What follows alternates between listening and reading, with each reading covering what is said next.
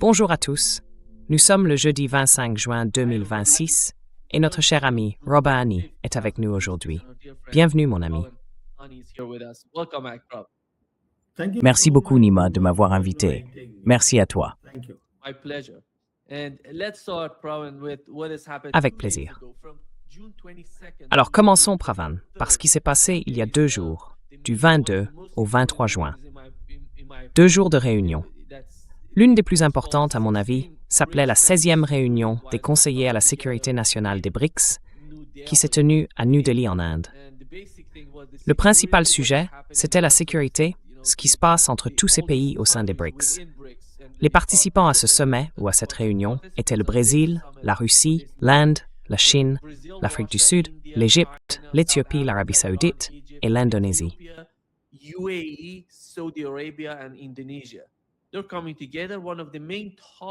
Ils se rassemblent. L'un des principaux sujets de discussion, c'était la situation au Moyen-Orient et la façon dont les pays des BRICS peuvent accompagner tous ces nouveaux changements qui arrivent sur la scène internationale. Et puis, qu'est-ce qu'on peut apprendre du point de vue de l'Inde face à ces évolutions? Peut-être que les BRICS pourraient apporter une forme de solution aux difficultés qu'on rencontre, à la fois en Ukraine et au Moyen-Orient. Et peut-être que la prochaine étape se fera avec la Chine. Quelle est la position de l'Inde? Que se passe-t-il exactement?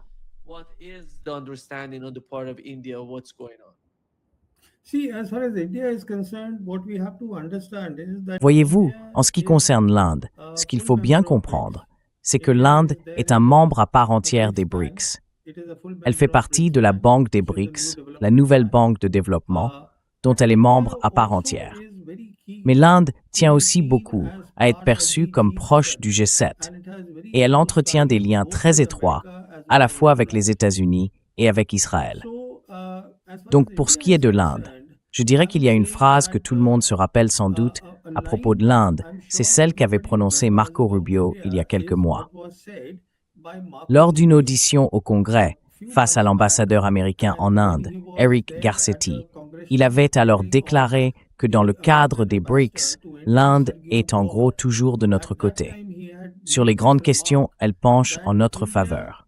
Eh bien, ce n'est pas vraiment le genre de déclaration que les Américains devraient faire publiquement.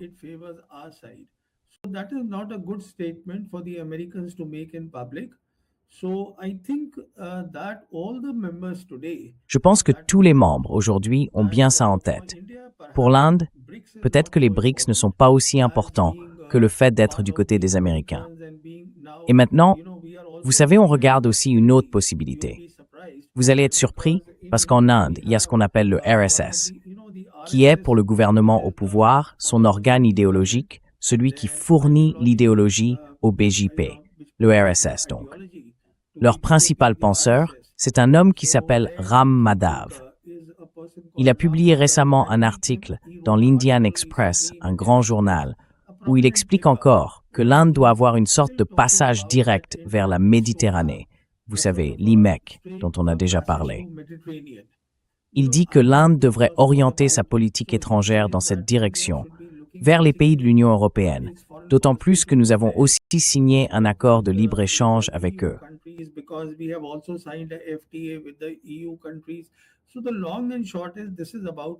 En résumé, tout ça concerne l'Inde.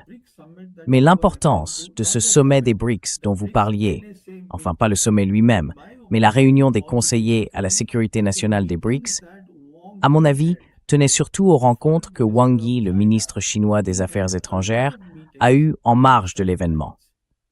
Il a eu beaucoup d'entretiens bilatéraux. Par exemple, il a rencontré son homologue russe. C'était une réunion importante, où j'en suis sûr, ils ont parlé de la situation en Ukraine et bien sûr du rôle que les BRICS peuvent jouer dans ce contexte. Et puis il y a eu une autre rencontre importante, cette fois avec le secrétaire général du Conseil national de sécurité des Émirats arabes unis. Il était présent, et là encore, Wang Yi s'est entretenu avec lui. D'après le communiqué publié par la partie chinoise, ils ont souligné la nécessité de renforcer le cadre régional au Moyen-Orient. On voit bien le cadre qui est en train de se mettre en place.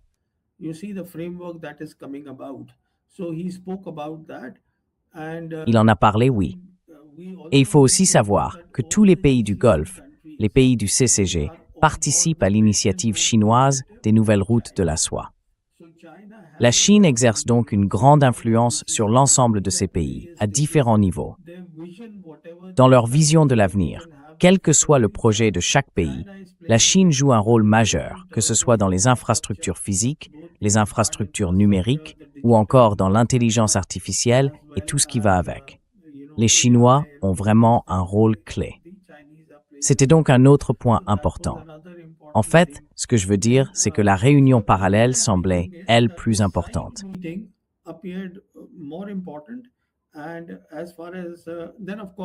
Et à ce sujet, bien sûr, il a eu un entretien en tête-à-tête avec le conseiller à la sécurité nationale de l'Inde. Et encore une fois, la question clé entre l'Inde et la Chine, c'est la question de la frontière. C'est une ligne que les Chinois répètent souvent, mais qui reste très importante, très significative. Une fois de plus, Wang Yi a déclaré que l'Inde et la Chine devraient être des partenaires, pas des concurrents. Mais l'Inde veut être perçue comme étant en compétition avec la Chine. C'est donc l'un des points de désaccord que nous avons aujourd'hui avec les Chinois. En résumé, Nima, c'était un moment important.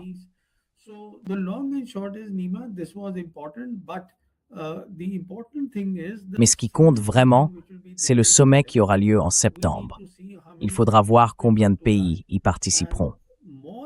Et au-delà de ça, je regarde déjà vers le sommet des BRICS de l'année prochaine, qui se tiendra en Chine. Ce sera une rencontre très importante, aussi importante que le sommet des BRICS de 2024, qui s'est tenu à Kazan, en Russie. Parce que ce sont ces deux pays qui sont à l'origine des BRICS. Et aujourd'hui, les BRICS sont la principale institution du nouvel ordre mondial dont on parle. Et bien sûr, le Brésil y joue un rôle essentiel. Il n'y a aucun doute là-dessus. Voilà, c'est ainsi que je vois la situation dans son ensemble. C'est ma lecture des choses.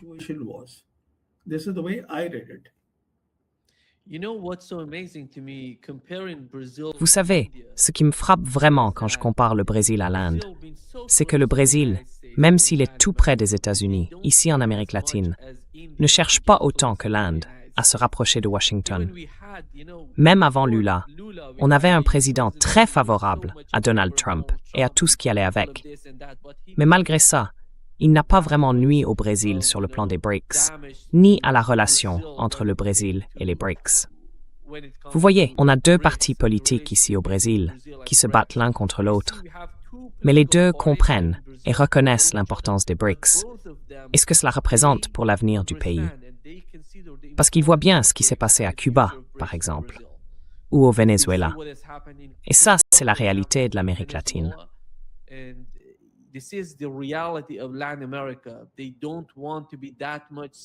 Ils ne veulent pas être aussi subordonnés aux États-Unis.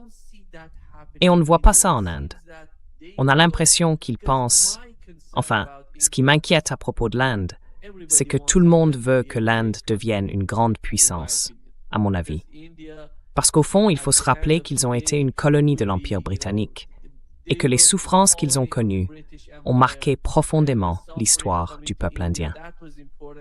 Mais quand on parle de ces guerres par procuration, si vous vous rapprochez trop des États-Unis, vous devenez partie prenante de cette guerre, par exemple, contre la Chine.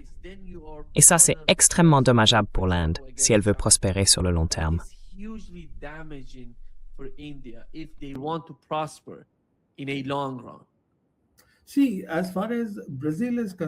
Voyez-vous, en ce qui concerne le Brésil, la raison pour laquelle, peut-être, les deux partis que vous avez sont sur la même ligne à propos des BRICS, c'est que vous êtes géographiquement en Amérique latine, donc dans l'hémisphère occidental. Et ça, c'est ce que les Américains ont toujours dit, c'est notre arrière-cour. D'ailleurs, même aujourd'hui, dans la stratégie de sécurité nationale issue de l'administration Trump, la priorité numéro 1, c'est l'hémisphère occidental. Leur objectif, c'est de rassembler tous les pays, de les encadrer pour qu'ils respectent leurs règles. Mais pour l'Inde, c'est une expérience totalement différente. Et quand je parle d'expérience, ce que je veux dire, c'est que si l'on part du principe que le monde est devenu multipolaire en 2017, même si, à mon avis, il l'était déjà en 2013, Eh bien, sans entrer dans les détails,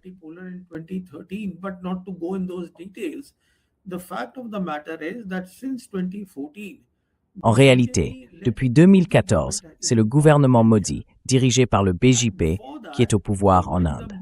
Avant cela, quand le monde n'était pas encore multipolaire, la géopolitique mondiale était essentiellement transatlantique. Autrement dit, c'est là que se trouvaient le pouvoir, la richesse et les grands affrontements. L'Inde, à cette époque, restait en marge. Aujourd'hui, elle est au cœur même des rivalités, parce que tout se joue sur le continent eurasiatique et dans la région Asie-Pacifique. C'est là que tout se passe désormais. Donc, l'Inde aujourd'hui n'est pas dans la même situation que le Brésil. Le Brésil, lui, n'avait pas d'autre choix que de se tourner sérieusement vers les BRICS. Et puis, il faut aussi rappeler une autre différence importante. Le Brésil a rejoint les BRICS bien plus tard.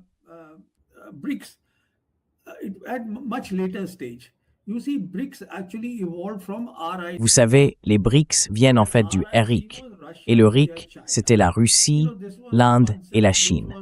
C'est un concept qui avait été lancé dans les années 90 par un ministre russe des Affaires étrangères, Primakov. Et ensuite, ça a évolué. Donc ce que je veux dire, c'est que pour les Brésiliens, c'était un effort de leur part pour rejoindre les BRICS. Mais pour l'Inde, elle faisait déjà partie du RIC. Et le RIC est devenu les BRICS par la suite.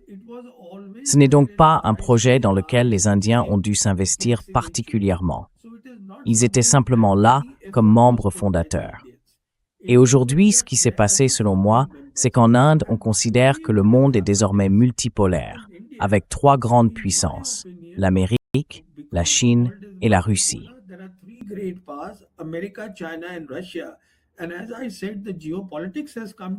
Comme je l'ai dit, la géopolitique est arrivée en Eurasie et elle s'est installée dans cette région.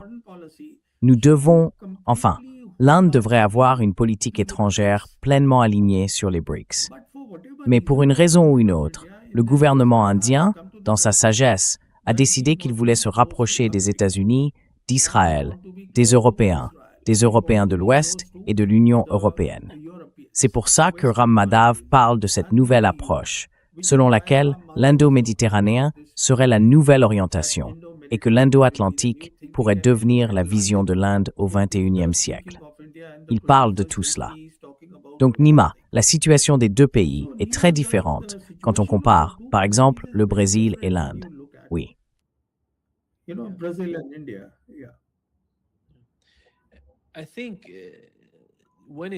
Je pense que quand on parle des BRICS, il faut aussi mentionner une autre organisation qu'on appelle l'OCS, l'Organisation de coopération de Shanghai.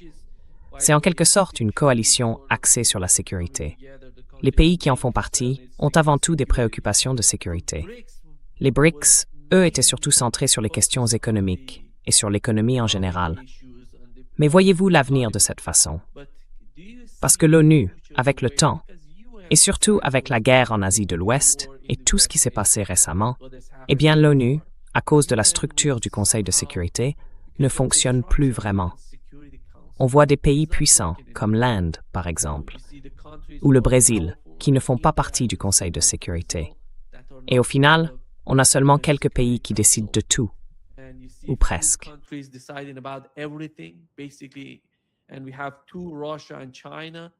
Et nous avons deux pays, la Russie et la Chine, sur la partie eurasiatique que couvrent les BRICS.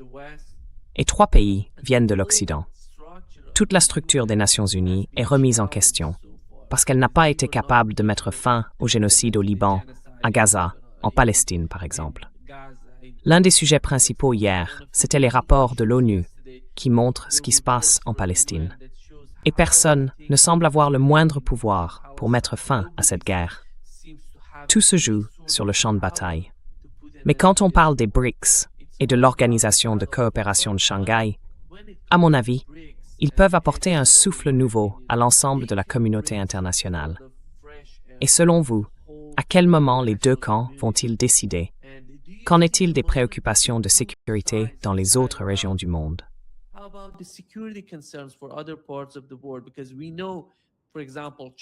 Parce qu'on le sait, par exemple, la Chine parle du cas de la Palestine. L'Iran en parle aussi. La Russie en parle. En fait, la Palestine est un peu au centre, vous voyez, parce que les Palestiniens n'ont pas de puissance militaire. Ils n'ont aucun moyen de défense. Ce sont essentiellement des civils qui sont attaqués par Israël.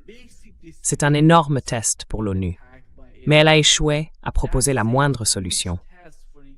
C'est pour ça qu'on a besoin des BRICS, qu'on a besoin de l'OCS, qu'on a besoin d'une nouvelle approche face à ce qui se passe dans le monde. Est-ce que vous pensez qu'avec le temps, ces deux institutions vont finir par se rapprocher? Est-ce qu'elles vont définir une nouvelle forme de sécurité pour la région?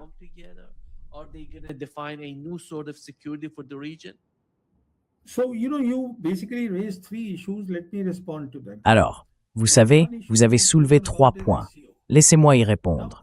Le premier, c'est l'OCS. L'Organisation de coopération de Shanghai. À l'origine, c'était surtout une organisation de sécurité. L'objectif principal, c'était la sécurité. On parlait des 3 fléaux, le terrorisme, le séparatisme et l'extrémisme. C'est de là que tout est parti.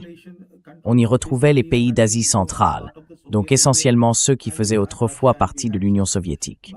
Il y avait aussi la Russie et bien sûr la Chine. Mais ce qui s'est passé, c'est qu'en 2025, il y a eu le sommet de l'OCS en Chine, en septembre à Tianjin. Et là, quelque chose de nouveau s'est produit. La Chine a annoncé que l'OCS allait désormais avoir sa propre banque.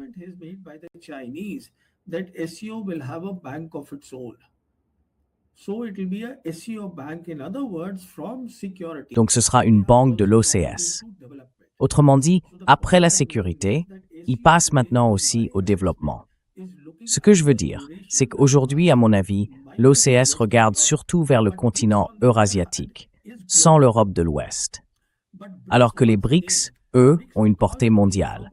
Mais les BRICS, à l'origine, viennent du RIC. Et pour les Russes qui ont eu cette idée du RIC, il s'agissait avant tout de géopolitique. À la fin des années 90, Primakov cherchait à créer un contrepoids à l'Ouest américain, du côté de l'Est. Il a donc pensé à 3 grands pays, la Russie elle-même et 2 pays très peuplés, la Chine et l'Inde.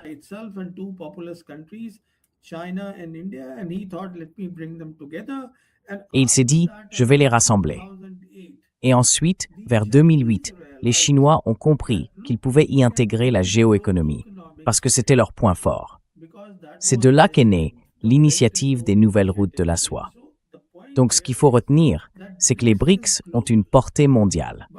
Mais les BRICS et cette autre initiative font en réalité le même travail, l'une à l'échelle régionale, l'autre à l'échelle mondiale. Alors, cela étant dit, venons-en à la question palestinienne. En ce qui concerne les Iraniens qui ont remporté la guerre en Asie de l'Ouest, ils ont été très clairs. Dans le protocole d'accord signé avec les Américains, Gaza n'est pas mentionné.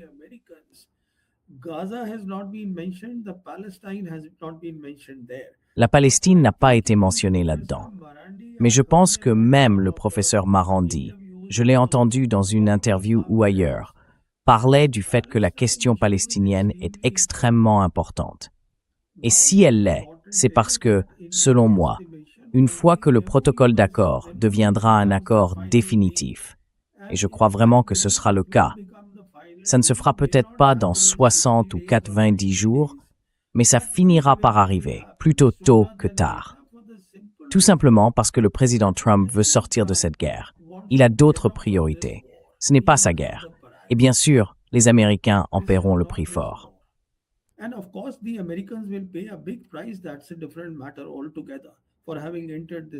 C'est une toute autre question, celle d'être entré dans cette guerre.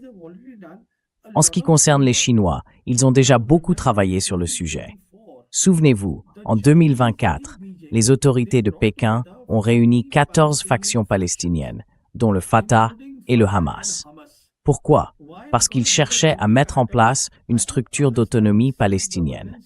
Et depuis, ils répètent sans cesse qu'il faut une solution à 2 États, qu'il faut revenir aux frontières de 1967, avec Jérusalem-Est comme capitale de l'État palestinien. Quant aux Iraniens, leur position est très claire. Tant que la question du Hamas et de la Palestine n'est pas réglée dans une deuxième étape, après la signature de l'accord final, les ailes d'Israël ne seront pas coupées.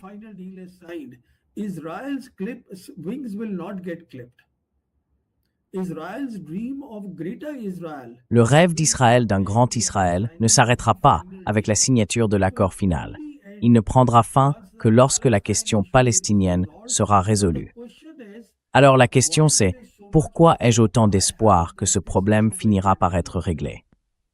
Cet espoir vient du fait que pendant longtemps, cette question n'a pas été résolue parce que le monde était bipolaire.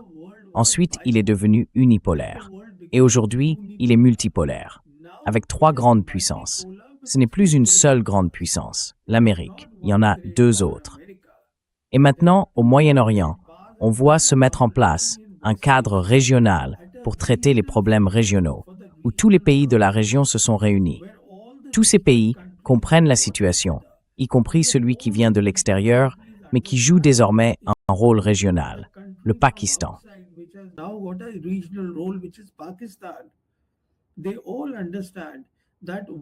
Tout le monde comprend que tant que la question palestinienne ne sera pas résolue, la paix ne viendra pas au Proche-Orient. Elle ne viendra tout simplement pas. Donc aujourd'hui, l'espoir, c'est que les Russes soutiennent cette approche et que les Chinois la soutiennent aussi. La guerre au Proche-Orient a créé un cadre régional, mais certains acteurs de la région, comme quelques pays du CCG, par exemple Bahreïn, le Koweït ou les Émirats arabes unis, ne se sont pas encore adaptés à cette idée de cadre régional. Ils veulent toujours que les Américains soient présents. C'est pour ça qu'hier, Marco Rubio s'est rendu dans ces 3 États. Il est allé d'abord aux Émirats, puis à Bahreïn et enfin au Koweït. Il a réuni tout le monde, parce qu'en réalité, il leur donne une forme d'assurance. Il leur dit en gros, vous serez en sécurité, le droit international sera appliqué. Et peut-être qu'il a aussi parlé d'Israël.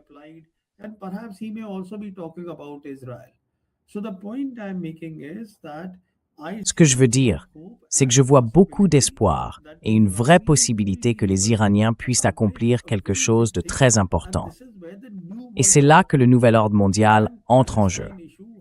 La question palestinienne, elle aussi, a de grandes chances d'être résolue dans ce nouvel ordre mondial.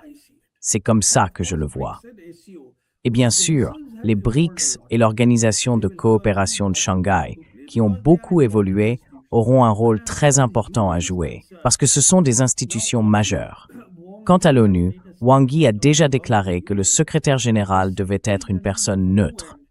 Mais cela, à lui seul, ne réformera pas l'ONU.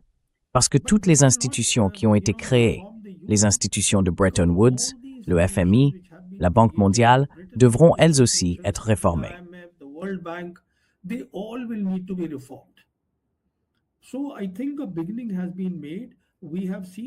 Je pense que le mouvement est lancé.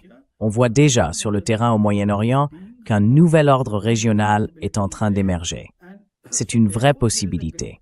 Et donc, il y a de fortes chances que même après la consolidation des BRICS et de l'Organisation de coopération de Shanghai, si on se projette sur environ 5 ans, la prochaine étape soit peut-être les Nations Unies. L'ONU doit se réformer. Et à mon avis, la première réforme devrait être de déplacer son siège vers un pays du Sud global. Pour moi, il faut qu'elle quitte New York. Elle ne peut pas rester là-bas. En réalité, on assiste à ce que Xi Jinping appelle un changement qui n'arrive qu'une fois par siècle.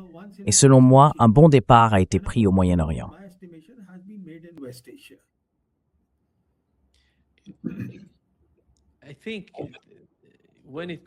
Je pense que, quand il s'agit de l'Europe, la situation est un peu compliquée. L'Europe soutenait la guerre contre l'Iran. La guerre israélo-américaine contre l'Iran.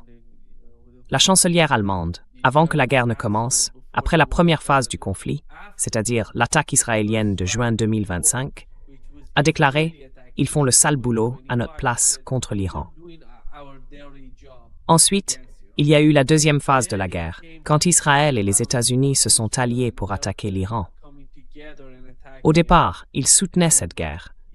Puis, en voyant ce qui se passait, ils ont dit non, nous ne voulons pas en faire partie. Parce que Donald Trump les suppliait, d'une certaine manière, d'ouvrir ce radar pour les États-Unis. Et ils ont répondu non, nous ne participerons pas à ça.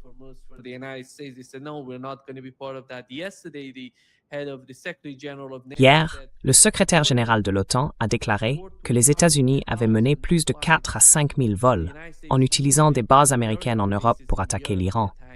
Plus de 4 à 5 000. C'est énorme.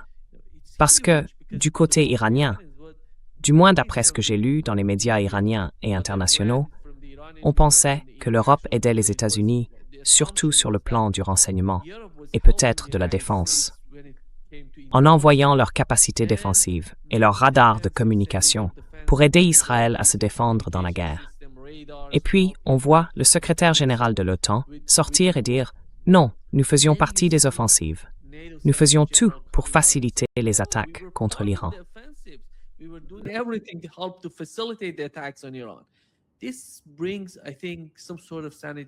Je pense que ça apporte une certaine lucidité à ces gens en Iran, parce qu'on a les mêmes types de personnes, pas seulement en Iran, mais aussi en Russie.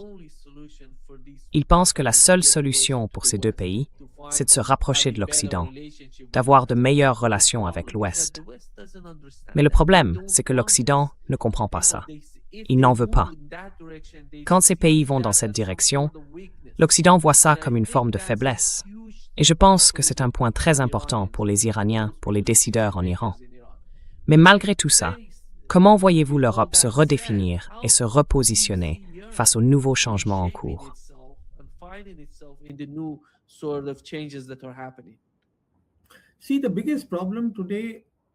Voyez-vous, le plus grand problème aujourd'hui en Europe, à mon avis, c'est la survie de l'OTAN. C'est essentiel pour eux. Et c'est l'un des sujets clés qui seront abordés à Ankara, où le sommet de l'OTAN doit se tenir les 6 et 7 juillet. C'est dans ce contexte que le secrétaire général de l'OTAN, Mark Rutte, a parlé avec le président Trump.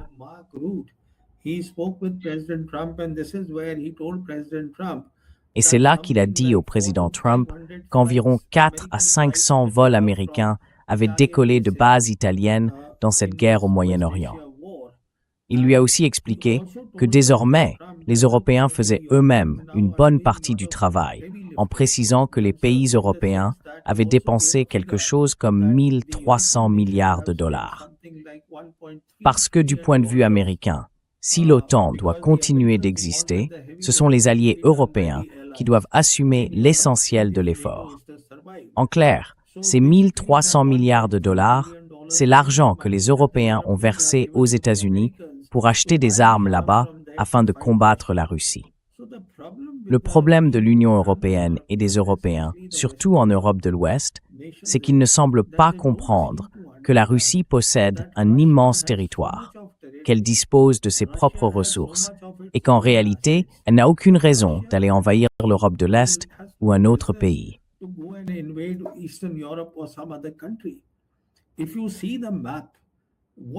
Si vous regardez la carte, vous vous rendez compte qu'en réalité, la Russie affronte aussi toute la puissance de l'OTAN. Pourquoi? Parce qu'il y a 2 points clés. Cet aérodrome en Pologne, puis un autre en Roumanie. Tout converge là-bas. Tout vient d'Europe, de France, d'Allemagne, tout arrive à ces endroits. Le problème, c'est qu'il y a aujourd'hui environ 80 000 soldats américains en Europe. Et ils ne veulent pas que ces troupes se retirent, au lieu de réfléchir au concept de sécurité collective. Or, la sécurité collective, c'est justement le concept du nouvel ordre mondial. C'est une idée que les Iraniens, avec leurs alliés régionaux et le Pakistan, commencent à envisager aujourd'hui en Asie de l'Ouest.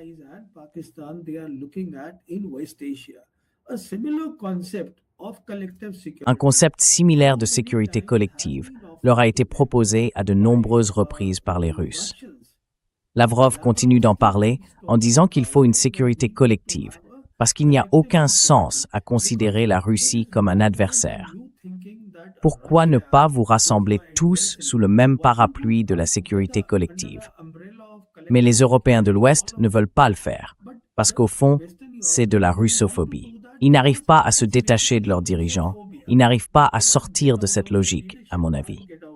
Donc, ce que je veux dire, c'est que pour les Européens, la situation est très difficile.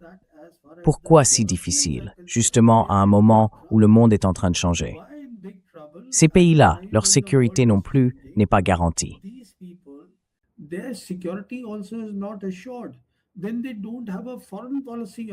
Alors, ils n'ont pas vraiment de politique étrangère propre. Je veux dire, cette Union européenne qu'ils ont créée, son Parlement n'est même pas un vrai Parlement élu. Il a juste été assemblé comme ça. Et puis il y a quoi? 14 ou 15 langues différentes dans tous ces pays. Par exemple, ils ont signé un accord de libre-échange avec l'Inde. Mais cet accord, il va mettre environ 2 ans avant d'être réellement ratifié. Et d'ici là, l'Europe aura déjà changé de visage. Ce que je veux dire, c'est que l'Europe, malgré une économie de 20 000 milliards, est en train de décliner fortement. Elle a pourtant beaucoup d'atouts. Des atouts dans le domaine de la défense, des atouts dans la technologie. Ça, c'est indéniable.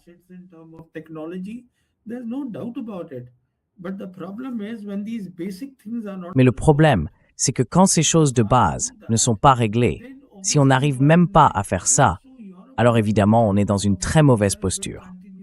Donc, l'Europe n'a pas beaucoup d'avenir si elle continue comme ça. Je veux dire, le monde d'aujourd'hui doit tirer la leçon de l'Asie de l'Ouest. Qu'est-ce qu'ils essaient de faire? Et comment ils ont... Écoutez, la guerre, en ce qui concerne les Iraniens, vous le savez mieux que moi. À mon avis, les Iraniens se préparent à cette guerre depuis des décennies. Peut-être même depuis la guerre qu'ils ont eue avec Saddam Hussein. Vous savez, cette guerre de 8 ans à l'époque.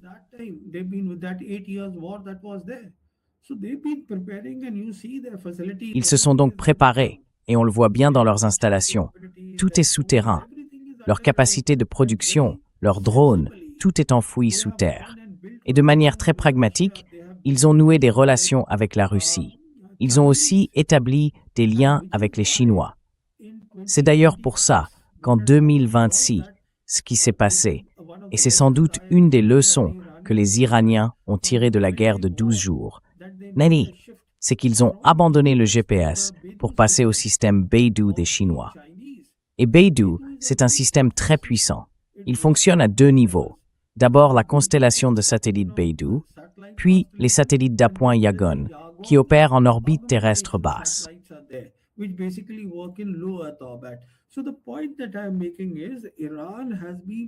Ce que je veux dire, c'est que l'Iran a fait preuve d'une grande intelligence en élaborant sa stratégie militaire, et aussi en comprenant que ce qui compte, ce n'est pas l'unité de commandement, mais l'unité d'action.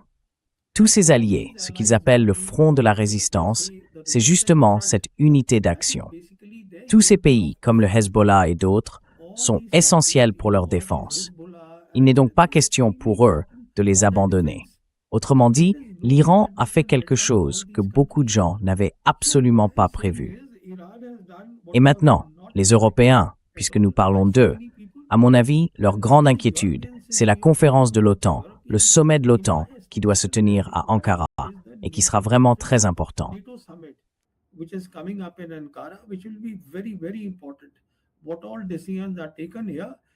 Toutes les décisions se prennent ici, parce qu'en ce qui concerne Trump, à mon avis, il en a complètement marre.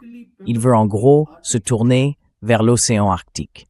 Parce que là où tout a commencé, le Brésil est dans l'hémisphère ouest, et la menace militaire pour lui se trouve maintenant dans l'océan Arctique. C'est pour ça qu'il a créé ce département de la guerre. Et c'est aussi pour ça qu'ils ont demandé un budget d'1,5 billion de dollars pour le Pentagone, pour l'année 2027. L'un des éléments clés qu'ils recherchent, c'est le dôme d'or. Dans toute cette refonte de la structure de l'ancienne guerre froide, à cause des nouveaux missiles que possèdent aujourd'hui la Russie et la Chine.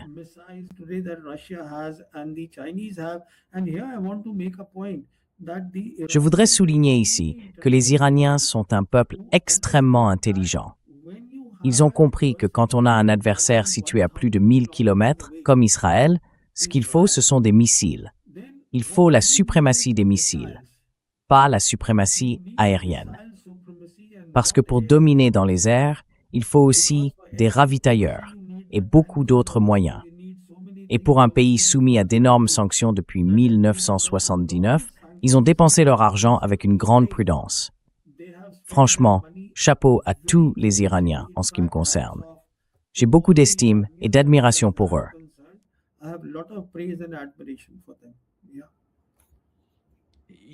Oui, vous avez mentionné la guerre entre l'Iran et l'Irak, et ça a été une énorme leçon pour les Iraniens, parce que c'était juste après la révolution. À l'époque, on avait une armée préparée, équipée et formée par les Américains, l'armée iranienne du temps du Shah. Puis la révolution arrive, et là la guerre entre l'Iran et l'Irak éclate.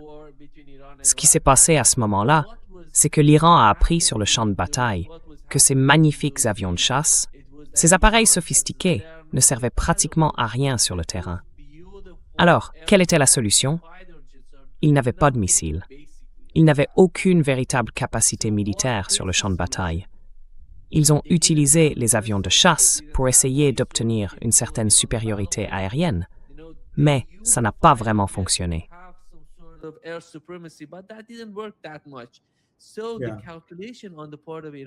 Depuis, le calcul de l'armée iranienne a complètement changé. C'est pour ça qu'ils se sont tournés vers les missiles, des missiles balistiques, hypersoniques, supersoniques, ce genre d'armes, combinées avec des drones. Et on le voit très bien aujourd'hui.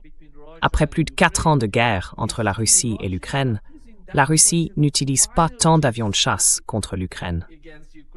Sur le champ de bataille, elle s'appuie surtout sur les missiles et sur les drones. C'est le nouveau visage de la guerre. Et l'Iran avait déjà adapté sa stratégie à cette réalité, bien longtemps avant.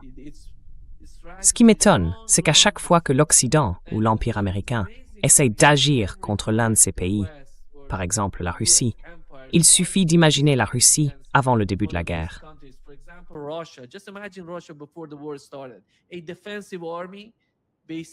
Une armée défensive, en général, se concentre surtout sur sa région, sur son territoire. Mais quand on va aussi loin contre un pays, on le rend plus puissant. La Russie d'aujourd'hui n'a plus rien à voir avec ce qu'elle était avant le début de la guerre. L'Iran, c'est pareil. Je pense que la guerre contre l'Iran apporte de nouvelles expériences aux Iraniens, parce qu'ils ont déjà connu la guerre entre l'Iran et l'Irak. À l'époque, ce n'étaient pas les avions de chasse irakiens qui venaient frapper l'Iran. Mais ce que les États-Unis ont introduit récemment dans la guerre que l'Iran affronte aujourd'hui, c'est justement ça. Les avions de chasse arrivent. Alors, quelle est la solution à ça? Quelle est la solution face à la marine américaine, cette immense flotte que possèdent les États-Unis?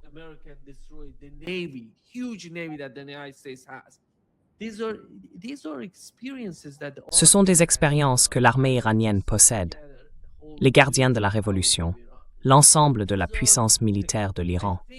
Je pense que si on regarde la situation et la façon dont ils ont évolué, le point essentiel à propos de la Russie et de l'Iran, ce n'est pas qu'ils soient capables ou plus puissants pour attaquer d'autres pays, mais qu'ils sont désormais beaucoup plus capables de se défendre qu'ils ne l'étaient avant le début de la guerre. C'est ça, le point majeur. Et ils ne vont pas, comme les États-Unis, partir à l'assaut d'autres pays pour les vaincre ou les conquérir, parce que leur logique est avant tout défensive. C'est pour cette raison, selon moi, que les États-Unis ont été battus en Asie de l'Ouest et qu'ils ont été battus en Ukraine.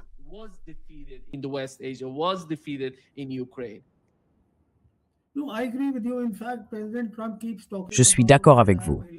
En fait, le président Trump ne cesse de dire « j'ai éliminé la marine iranienne ». Mais vous voyez, il faut des gens très intelligents pour élaborer une stratégie. Après tout, c'est une guerre qui a été menée de façon conventionnelle. J'entends beaucoup d'analystes parler de la guerre du Vietnam ou de la guerre d'Afghanistan. Ça, c'était une guerre irrégulière. Là, on parle d'une guerre menée de manière conventionnelle, mais de façon asymétrique. Parce que ce que les Iraniens ont fait, c'est justement la manière dont ils s'y sont pris, en utilisant des vedettes rapides, des mini-sous-marins. Et d'ailleurs, ils ne les ont même pas encore vraiment utilisés.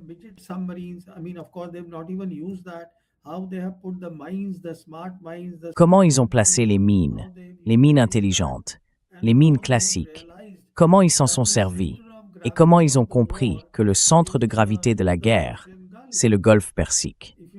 Si vous contrôlez le Golfe Persique, vous contrôlez tout. Vous contrôlez le Golfe, vous contrôlez l'économie mondiale. Vous voyez, et bêtement, les Américains, sous la direction du président Trump, sont tombés dans le piège. Mais vous savez, Le point important, c'est que, du point de vue de la Russie, parce que une des choses que je fais, c'est que nous avons un magazine, donc je vais souvent à leur salon aéronautique.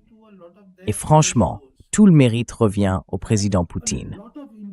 La façon dont il a renforcé l'armée russe au fil des années, c'est impressionnant. Il n'y a aucun doute là-dessus.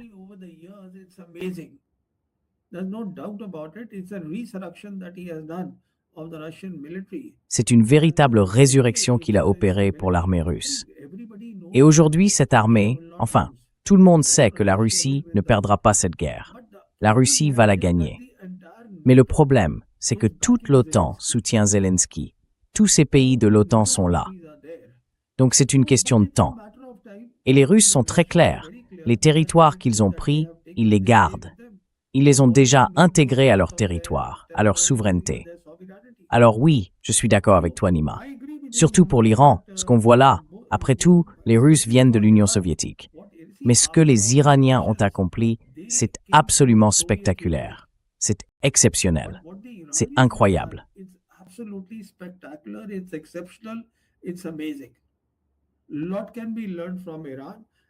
On peut apprendre beaucoup de choses de l'Iran. Et la principale leçon, que je répète souvent ici aussi, c'est que l'éducation, ça compte. L'un des points essentiels, après 1979, que l'ayatollah Khamenei a souligné, c'était justement l'importance de l'éducation. Aujourd'hui, on voit bien que toute la direction du pays est instruite. Et quand on a des gens éduqués, on comprend la diplomatie. D'ailleurs, je n'ai aucune hésitation à dire que je n'ai du respect que pour 3 ministres des Affaires étrangères dans le monde. Wang Yi, Sergei Lavrov et Abbas Araghchi. Parce qu'être ministre des Affaires étrangères, c'est quoi?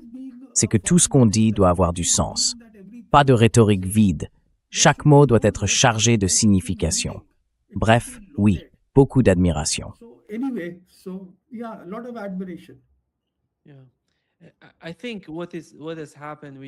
Oui, je pense que ce qui s'est passé avec la récente visite du président iranien au Pakistan est aussi très important.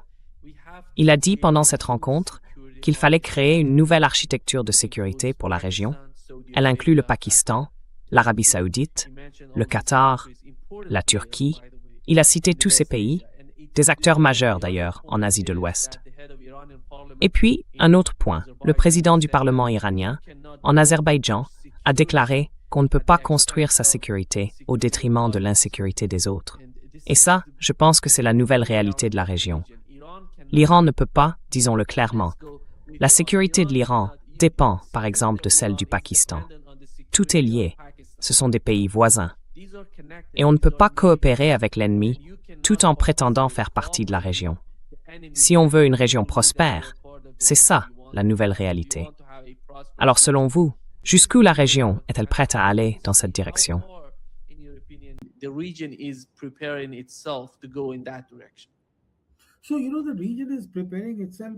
Alors, vous savez, la région se prépare vraiment très bien. Il ne faut avoir aucun doute là-dessus. Et le point essentiel que je veux souligner, c'est que beaucoup ont peut-être oublié qu'au mois de mars, le président Raïssi avait présenté une sorte de plan sur la manière dont l'ordre régional allait s'organiser. Il avait dit que ce qu'il visait, c'était une appropriation régionale du golfe Persique. Maintenant, que se passera-t-il à la fin des 60 jours, ou au moment où l'accord final sera signé? Récemment, en ce qui concerne le golfe Persique, on a 2 pays côtiers et puis les pays riverains, c'est-à-dire les pays du Conseil de coopération du Golfe, les autres. Donc pour ce qui est de l'administration, elle revient aux 2 pays côtiers. Et la question, c'est de savoir quel type de redevance ils imposeront, sous quelle forme, et comment cela sera appliqué.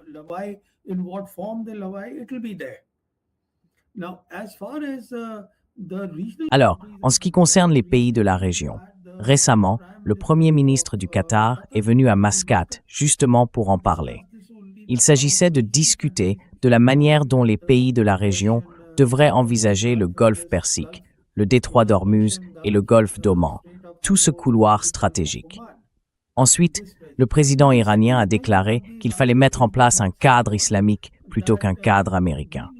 C'est là que le rôle du Pakistan devient très important. Et si je dis ça, comme vous l'avez justement souligné, c'est parce qu'un quad occidental a été formé. En gros, 4 pays clés se sont rapprochés. Le Pakistan, l'Égypte, l'Arabie saoudite et la Turquie. Ils se sont unis d'une certaine manière et ils se consultent régulièrement.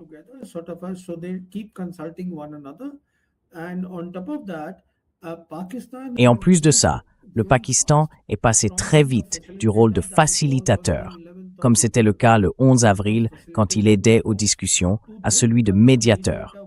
Ce qu'on a vu en Suisse avec le protocole d'accord, c'est que les discussions ont commencé avec un médiateur, parce que les deux parties refusaient de se parler directement. Et ensuite, la médiation a été assurée par les Qataris et les Pakistanais. Aujourd'hui, ils sont devenus des acteurs régionaux. Quand je dis régionaux, je vois l'Asie du Sud et l'Asie de l'Ouest comme un ensemble intégré. Et c'est là que, selon moi, les Pakistanais ont peut-être été sollicités par les Iraniens pour essayer de rassembler les pays islamiques, au moins en Asie du Sud et en Asie de l'Ouest. Et cela nous amène à cette visite très importante du dirigeant iranien Ghalibaf, qui s'est rendu en Azerbaïdjan. Now, what has happened there is that this route is very important, which is Trans-Caspian, that comes from the Central Asian Republic, especially from Kazakhstan. It comes through the Caspian Sea, and then it comes to Azerbaijan, then goes to Georgia, goes to Turkey.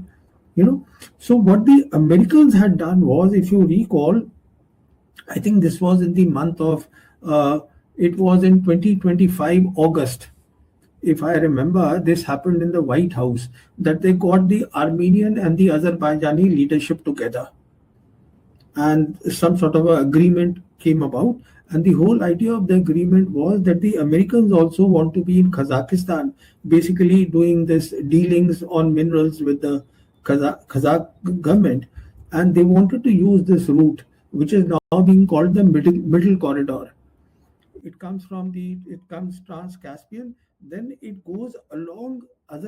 Ensuite, ça passe par l'Azerbaïdjan, l'Arménie, puis ça continue vers la Turquie.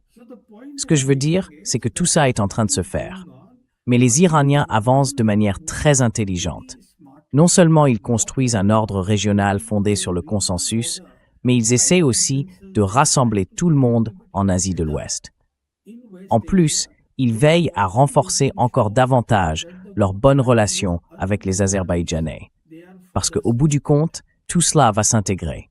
Les républiques d'Asie centrale, l'Asie de l'Ouest et l'Asie du Sud. Les Iraniens jouent donc un rôle important et les Pakistanais jouent un rôle très important aussi. Il n'y a aucun doute là-dessus. Donc, à mon avis, il ne s'agissait pas seulement de remercier le gouvernement pakistanais pour ses efforts en tant que médiateur.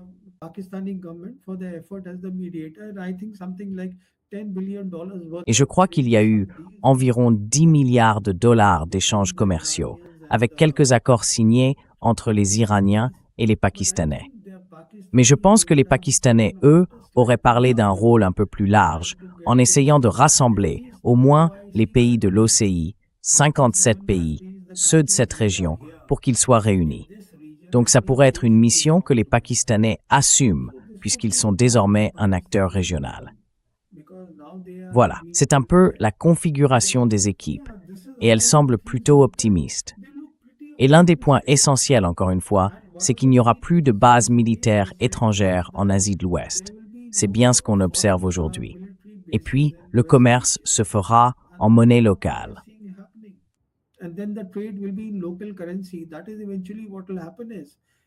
C'est à terme ce qui finira par se produire.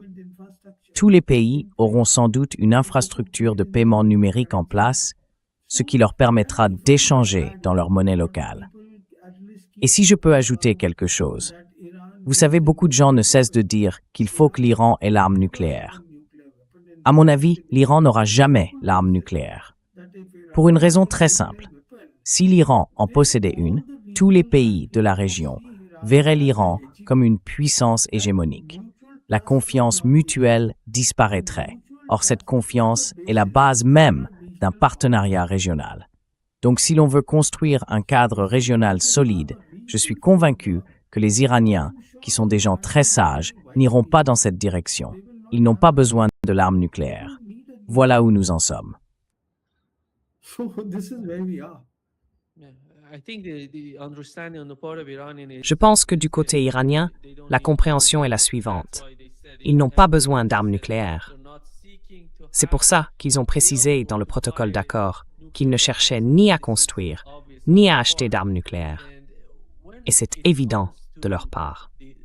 Et quand on parle de la montée de l'Est, je crois que ce qui est important pour la planète entière, c'est ce que ça représente pour les peuples d'Afrique ou d'Asie.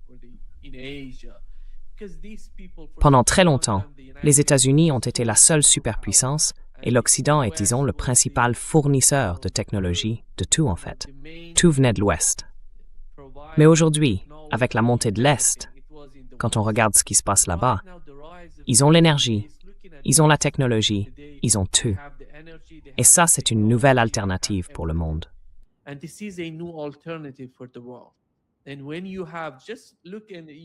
Et quand vous avez regardé bien, un marché où une seule grande entreprise produit tout, eh bien tout ce qu'elle dit, vous devez vous y plier. Et vous dites, oui, d'accord, à tout. En ce moment, vous avez deux entreprises, par exemple, l'Est et l'Ouest, qui produisent la même chose, capables de vous offrir les mêmes services et les mêmes produits. Donc les deux côtés devraient être en concurrence. Et le conflit actuel, c'est que les États-Unis n'acceptent pas la montée de l'Est. C'est pour ça qu'il y a cette confrontation entre la Russie et les États-Unis, entre l'Iran et les États-Unis. En gros, l'idée, c'est de dominer le secteur de l'énergie, de les mettre à genoux. Et c'est, à mon avis, la principale raison pour laquelle les États-Unis sont allés au Venezuela.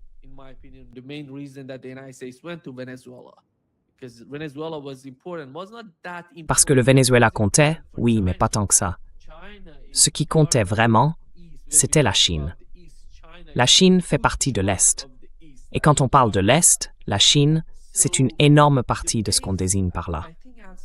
Donc, en gros, je pense qu'avec le temps, on va comprendre que l'Est et l'Ouest sont d'une certaine manière en train de se faire concurrence. Et vous pensez quoi? Est-ce que ça va être perçu comme ça?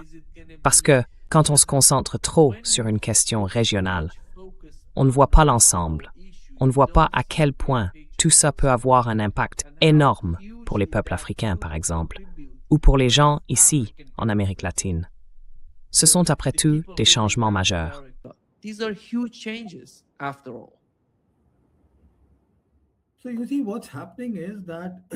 Vous voyez ce qui se passe, c'est que pour ce qui concerne le continent africain, qui compte environ 54 pays, eh bien 53 d'entre eux participent à l'initiative des nouvelles routes de la soie.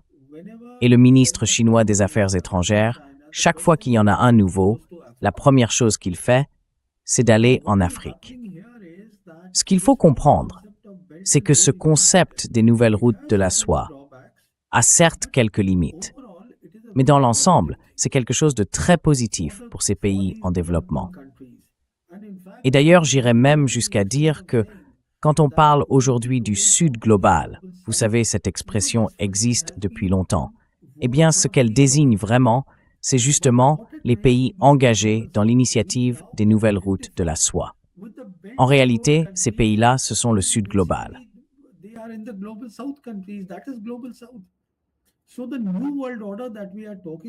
Alors, le nouvel ordre mondial dont on parle aujourd'hui, cette vision qui a été imaginée et portée par Xi Jinping et Poutine, remonte en fait à mars 2013.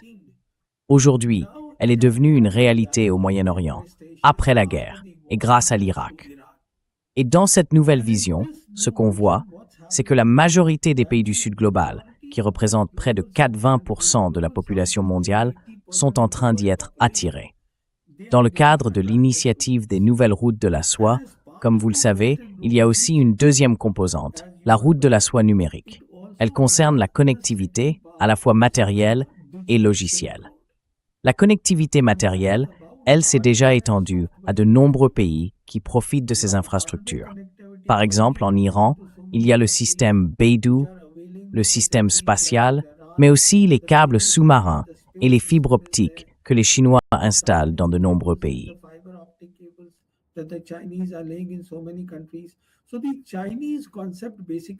En gros, Le concept chinois, c'est que maintenant, l'intelligence artificielle et les technologies de la 4e révolution industrielle jouent un rôle central. Si on regarde leur 15e plan quinquennal, qui couvre la période de 2026 à 2030, on voit qu'ils mettent énormément l'accent sur l'intelligence artificielle dans les industries. C'est ce qu'ils appellent les nouvelles forces productives. L'idée, c'est que, sur le plan de l'intelligence artificielle et de ses applications, les Chinois sont en avance sur les Américains, largement en avance. Ils vont donc utiliser toute cette intelligence artificielle pour améliorer la productivité en reliant ce qu'ils appellent les logiciels, le cyberespace et la connectivité avec les pays de l'initiative des nouvelles routes de la soie.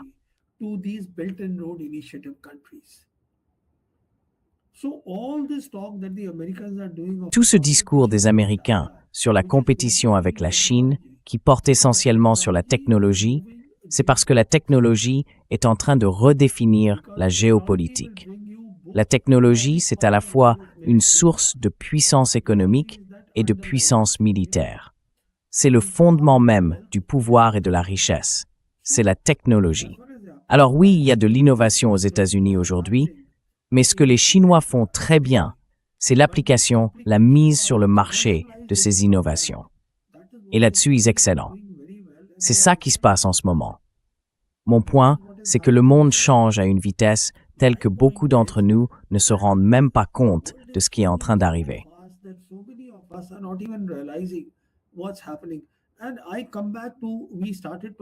Je reviens à ce qu'on disait au début. On parlait des BRICS. Et je sais que quand vous m'avez interrogé sur les BRICS, vous faisiez référence à cette réunion du Conseil de sécurité nationale. Si mon gouvernement prenait vraiment conscience de tout ça, alors peut-être qu'il faudrait normaliser nos relations avec la Chine. On aurait beaucoup à y gagner. Et qu'il faudrait aussi entamer un dialogue avec le Pakistan. Il le faut, parce que cette connexion avec le Pakistan est essentielle. Et puis, nous partageons une même civilisation avec eux. Donc, tant que le gouvernement indien ne comprend pas que la paix est indispensable au développement, on n'avancera pas. Il faut d'abord trouver une solution. Oui, trouver une solution aux 2 lignes militaires que nous avons avec le Pakistan et la Chine. Ce n'est qu'à ce moment-là qu'on pourra se développer ensemble. Tout le monde y gagnera. Tout le monde prospérera. Et il y a énormément de gens dans cette région du monde, surtout en Inde et au Pakistan, qui vivent dans une grande pauvreté. Voilà, c'est la situation telle que je la vois. Mais je reste très optimiste sur la façon dont les choses évoluent.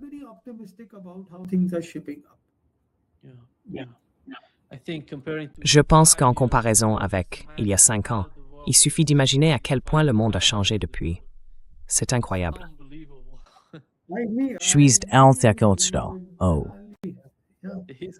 L'histoire est en train de s'écrire sous nos yeux.